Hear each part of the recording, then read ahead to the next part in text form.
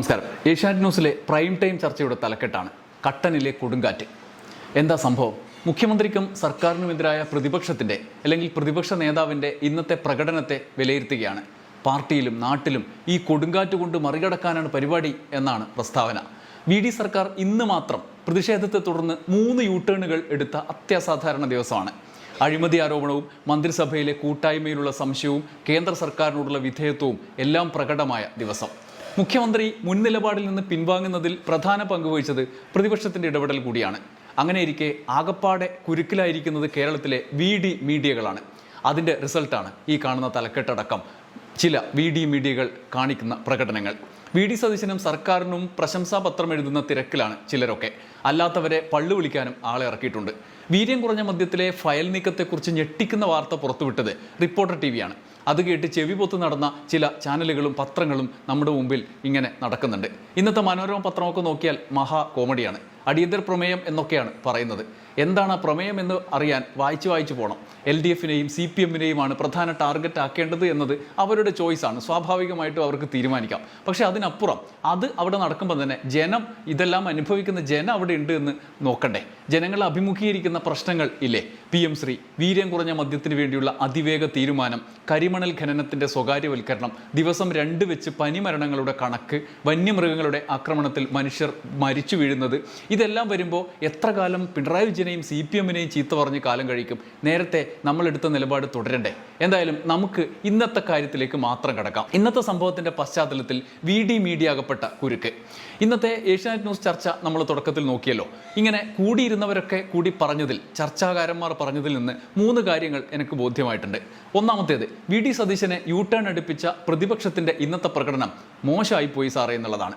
അങ്ങനെ ചെയ്യാൻ പാടില്ല. പ്രതിപക്ഷ നേതാവ് പിണറായി വിജയൻ ഈ വയസ്സാം കാലത്ത് ശ്രദ്ധ പിടിച്ചു പറ്റാൻ ശ്രമിക്കുകയാണ്.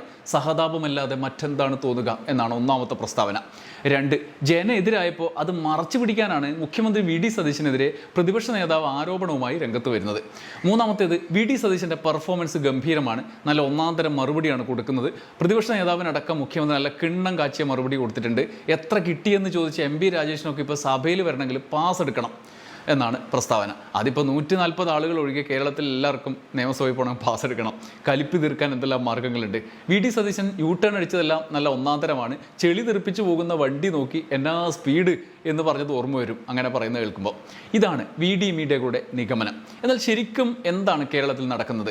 സമീപ ദിവസങ്ങളിലുണ്ടായ ചില കാര്യങ്ങൾ മാത്രം നമുക്കൊന്ന് നോക്കാം. യൂട്യൂബ് ചാനലുകളടക്കം 1ലധികം സാമൂഹ്യ മാധ്യമങ്ങൾക്കെതിരായ കേസുകൾ, മുഖ്യമന്ത്രിക്കെതിരെ വിമർശനം ഉന്നയിച്ച, അതും രാഷ്ട്രീയ വിമർശനം ഉന്നയിച്ച സർക്കാർ ഉദ്യോഗസ്ഥരടക്കം 5ലധികം പേർക്കെതിരായ കേസുകൾ, മുഖ്യമന്ത്രിക്കെതിരെ വിമർശനം ഉന്നയിച്ച് പ്രതിപക്ഷ നേതാവ് നിയമസഭയിൽ നടത്തിയ പ്രസംഗം, മദ്യക്കോഴ ആരോപണത്തിൽ നടത്തിയ പ്രസംഗം, സമീപകാല നിയമസഭാ ചരിത്രത്തിൽ ഒന്നുമില്ലാത്ത വിധം മുഖ്യമന്ത്രി നേരിട്ടിടപെട്ട് ഡിലീറ്റ് ചെയ്യിച്ചു. അതിൻ്റെ ഏറ്റവും ഒടുവിലാണ് ബജറ്റ് മറുപടി പ്രസംഗത്തിനിടെ പ്രതിപക്ഷ നേതാവിനോടും പ്രതിപക്ഷ അംഗങ്ങളോടും രോഷം കൊണ്ട് കലി കയറിയ മുഖ്യമന്ത്രിയുടെ പ്രകടനം.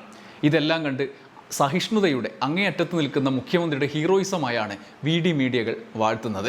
വണ്ടിക്കെന്താ സ്പീഡ്, ചെളിക്കെന്താ നിറം എന്ന് അവർ വിളിച്ചു പറയുന്നത്. PM ശ്രീയും കരിമണൽ ഖനനവും വീര്യം കുറഞ്ഞ മദ്യവിതരണവും അടക്കമുള്ള പ്രശ്നങ്ങളിൽ കോൺഗ്രസിൽ നിന്ന് പോലും കടുത്ത വിമർശനമുണ്ടായി. VM സുധീരൻ നീണ്ട കത്ത് തന്നെ എഴുതി. KC വേണുഗോപാലിന് വരെ പരസ്യമായി തള്ളിപ്പറയേണ്ടി വന്നു. എക്സൈസ് മന്ത്രി M ലിജു എനിക്കൊന്നും അറിയാൻ പാടില്ല എന്ന് പറഞ്ഞു. ഭരണത്തിലെത്തിയ ഒരു സർക്കാരിൻ്റെ 1 മാസത്തിനിടെ തന്നെ ഇതുപോലെ പ്രതിഷേധമുയർന്ന മുൻ അനുഭവം നിങ്ങളുടെ ഓർമ്മയിലുണ്ടോ? എന്തായാലും നമ്മുടെ ഓർമ്മയിലൊന്നും വരാനിടയില്ല. ഒരു പ്രതിപക്ഷ നേതാവിനും തെരഞ്ഞെടുപ്പ് കഴിഞ്ഞ് ഇതുപോലെ വിശ്രമിക്കാൻ സമയം കൊടുക്കാതെ പണിയെടുപ്പിച്ച സർക്കാർ ഉണ്ടായിട്ടില്ല. സമീപകാലത്തൊന്നുമില്ല. VS-ഓ ഉമ്മൻചാണ്ടിയോ ഇനി പിണറായി 2 തവണ ആയപ്പോഴോ ഒന്നും 1 മാസത്തിനകം ഇതുപോലെ ആരോപണക്കുരുക്കിലായ ഒരു സർക്കാരില്ല, മുഖ്യമന്ത്രിയുമില്ല. അതും ഗുരുതരമായതും സമൂഹം സംശയകരമായി കാണുന്നതുമായ ആരോപണങ്ങൾ. വി.ഡി. നല്ല ഒന്നാന്തരം മറുപടി പറഞ്ഞു എന്ന് വി.ഡി. മീഡിയ കവിത എഴുതുന്ന ഇന്നത്തെ നിയമസഭ നടപടി തന്നെ നോക്കാം.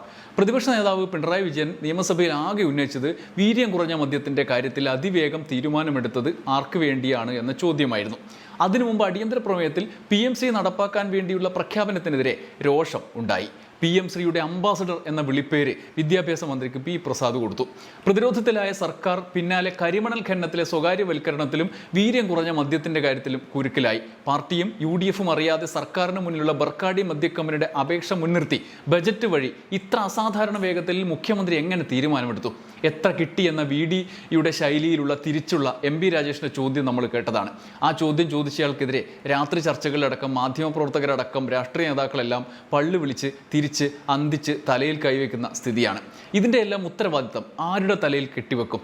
VD-യുടെ തലയിൽ നിന്ന് എങ്ങനെ ഒഴിവാക്കും? ഈ ഗവേഷണത്തിനൊടുവിലാണ് അതെല്ലാം കൂടി പ്രതിപക്ഷ നേതാവിൻ്റെ വാർദ്ധക്യത്തിലും അഹങ്കാരത്തിലും കൊണ്ട് കെട്ടാനുള്ള ഉത്തരം അവർക്ക് കിട്ടിയതത്രേ. ഈ 1.5 മാസത്തിനിടയിൽ VD മീഡിയകളുടെ ലീഡർ ചാനലുകളും ലീഡർ പത്രങ്ങളുമൊക്കെ 1, 2, 3 ദിവസം ഒഴികെ എല്ലാം പിണറായിയുടെയും CPM-ൻ്റെയും അഹങ്കാരത്തെ പറ്റിയാണ് ചർച്ച ചെയ്തത്. എന്നാൽ ഇന്നത്തേത് കണ്ടു നിന്നവരെ പോലും തലയിൽ കൈവപ്പിക്കുന്നതാണ്, വിഡ്ഢികളാക്കുന്നതാണ്. വീര്യം കുറഞ്ഞ മദ്യത്തിൻ്റെ നികുതിക്കാര്യത്തിൽ പാർട്ടിയിലും മുന്നണിയിലും ചർച്ച ചെയ്ത് മാത്രമേ തീരുമാനമെടുക്കൂ എന്ന് മുഖ്യമന്ത്രിക്ക് യൂട്ടേൺ എടുക്കേണ്ടി വന്ന ദിവസം. അതോടെ ആകപ്പെട്ടു. പാവം വീണ് കിടക്കുന്ന മുഖ്യമന്ത്രി രക്ഷിക്കാൻ VD മീഡിയകൾ ഒന്നാകെ ഇറങ്ങുകയായിരുന്നു. അങ്ങനെയാണ് രാത്രി ചർച്ചയിലും പിണറായിയുടെ അഹങ്കാരവും വാർദ്ധക്യവും മുഖ്യമന്ത്രിയായിരുന്ന കാലത്തെ സുരക്ഷയുമൊക്കെ കേരളത്തിൻ്റെ പൊതുപ്രശ്നമായി ഇപ്പോഴും അവർ നിലനിർത്തിയത്. ഈ 2 ദിവസങ്ങളിൽ പിണറായിയാണ് മുഖ്യമന്ത്രിയെന്നും VD സതീശനാണ് പ്രതിപക്ഷ നേതാവ് എന്നും കരുതുക. എന്തായിരിക്കും പ്രധാന ചർച്ചാ വിഷയം? വീര്യം കുറഞ്ഞ മദ്യത്തിൻ്റെ പ്രശ്നത്തിൽ മാത്രം ഞാനൊരു പട്ടിക, ഒരു 10 പോയിന്റ് നിങ്ങളോട് പറയാം. ഒന്നാമത്തെ വിഷയം, പാർട്ടിയെ അറിയിച്ചില്ല, മുന്നണി അറിയിച്ചില്ല. എന്ത് തോന്നിയാസാണ്. 2, മുഖ്യമന്ത്രി പാതിരാത്രി പോലും ഫയൽ നോക്കാൻ മാത്രം അസാധാരണത്വം കാട്ടി. എത്ര കിട്ടി? 3, മുൻ സർക്കാരിൻ്റെ കാലത്ത് കൊടുത്ത അപേക്ഷ അത്രകാലം പിടിച്ചു വച്ചിട്ടും അന്നത്തെ രാഷ്ട്രീയ തീരുമാനത്തെ മറികടന്ന് തീരുമാനമെടുക്കാൻ പറ്റാത്ത ഉദ്യോഗസ്ഥനെ, അത് കൈകാര്യം ചെയ്ത ഉദ്യോഗസ്ഥനെ ഈ മുഖ്യമന്ത്രി സ്വന്തം ഓഫീസിൽ സെക്രട്ടറിയാക്കി കൂടെ നിർത്തിയിട്ട് ഈ തീരുമാനം എടുപ്പിച്ചു. അതിൻ്റെ പിന്നിൽ അഴിമതിയില്ലേ? 4, എക്സൈസ് മന്ത്രി പോലും അറിയാതെ ഒരു തീരുമാനം എങ്ങനെ എടുത്തു? ഇത് ആരുടെ താല്പര്യമാണ്? മുഖ്യമന്ത്രിയുടെ പ്രത്യേക താല്പര്യം എന്താണ്? 5, മുന്നണിയും മന്ത്രിസഭയും അറിയാതെ ഒറ്റയാനായി ഇങ്ങനെ എത്ര നാൾ കൊണ്ടുപോകും? ജനങ്ങളുടെ വോട്ടിനൊന്നും ഒരു വിലയുമില്ലേ? എന്ത് ഏകാധിപത്യ ഭരണമാണ് എന്നാണ്. ഇനി മദ്യക്കാര്യം പോട്ടെ. ഇത്രയും 5 ചോദ്യങ്ങൾ എന്തായാലും ചോദിച്ചിട്ടുണ്ടാവും. ഇനി മദ്യക്കാര്യം പോട്ടെ. മുഖ്യമന്ത്രിയുടെ 2 ദിവസത്തെ ബിഹേവിയർ വെച്ച് നോക്കാം. ഇന്നത്തെ മുഖ്യമന്ത്രിയുടെ, അത് പിണറായി വിജയനാണെന്ന് വിചാരിക്കണം. അന്നേരം നമ്മുടെ മാധ്യമങ്ങളുടെ ചർച്ച എങ്ങനെയായിരിക്കും നോക്കാം. 1, പ്രതിപക്ഷ നേതാവിൻ്റെ പ്രസംഗം ഡിലീറ്റ് ചെയ്യിക്കുന്ന ഏകാധിപതിയാണോ മുഖ്യമന്ത്രി?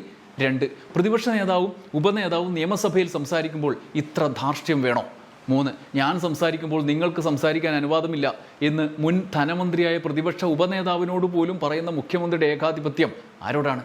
4, സ്വയം തീരുമാനമെടുത്ത് കൈയോട് പിടിക്കപ്പെടുമ്പോൾ പ്രതിപക്ഷത്തിൻ്റെ പഴയ കാര്യം പറഞ്ഞിട്ട് തടി തപ്പാമെന്ന് ഈ മുഖ്യമന്ത്രി വിചാരിക്കേണ്ട. 5, എല്ലാ ദിവസവും കേന്ദ്രത്തിനെതിരെ യുദ്ധപ്രഖ്യാപനമില്ല, പഴയ സർക്കാരിനെ പോലെ എന്നാണ് മുഖ്യമന്ത്രിയുടെ പ്രസ്താവന. ഈ മുഖ്യമന്ത്രി എന്തിനാണ് കേന്ദ്രത്തെ പേടിക്കുന്നത്? എന്താണ് മറക്കാനുള്ളത്? മോദിയെ കാണുമ്പോൾ മുട്ടിടിക്കുന്ന മുഖ്യന് കേന്ദ്ര അന്വേഷണ ഏജൻസികളെ പേടിയുണ്ടാകും. പ്രതിപക്ഷ നേതാവിനും കൂട്ടർക്കും അതില്ല. അവർ നേരത്തെയും പറഞ്ഞു, ഇപ്പോഴും പറയുന്നു. ഇതൊക്കെ പക്ഷേ സാങ്കല്പികമായ പോയിന്റുകളാണ് കേട്ടോ. ഈ 10 പോയിന്റുകൾ ഒരു കാലത്തും പറയാനിടയില്ലാത്തത്, ഇപ്പോൾ പറയാനിടയില്ലാത്തത്. കാരണം VD സതീശൻ മുഖ്യമന്ത്രിയായിപ്പോയി, പിണറായി പ്രതിപക്ഷ നേതാവായിപ്പോയി, നമ്മൾ VD മീഡിയകളും ആയിപ്പോയി. അപ്പോൾ പിന്നെ സംഗതിയെല്ലാം പഴയ പോലെ, സ്ഥാനങ്ങൾ മാറ്റി ആക്ഷേപങ്ങൾ സെയിം എന്ന് മാത്രം. എന്താ കഥ? VD മീഡിയകൾ VD-യുടെ ഇമാതിരി പ്രകടനങ്ങൾ കണ്ട് ഇനിയും അന്തം വിട്ട കുന്തം പോലെ നിന്നിട്ട് പറയും എന്താ സ്പീഡ്, എന്താ ചെളി എന്ന്. ഇതാണ് അവരുടെ പ്രത്യയശാസ്ത്രമായി മാറ്റാൻ സാധ്യത.